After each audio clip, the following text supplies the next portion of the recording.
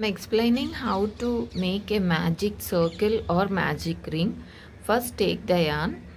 We call this part as tail, and where we are working the that is connected to the ball. This longer part is called a working yarn and this called tail. So first we'll see. Initially you can do like this. For very beginners I'm explaining. So your tail is here. After that, over the tail, make it like this circle with the working yarn. This is working yarn, this is tail. So insert your hook from here and grab this and make a little twist like this. Try to hold thread around the needle like this. Now hold it here.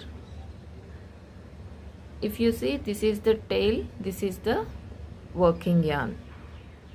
So hold working yarn like this and hold it like this tight and make one chain. So your magic circle is ready now.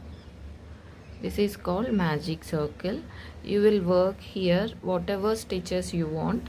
So for now I will show you single crochet. So insert inside. So make a single crochet around. Always shake. You have to work around these two threads. Single crochet. I am making 6 single crochets just to show how to close the magic circle. You can do any stitch here.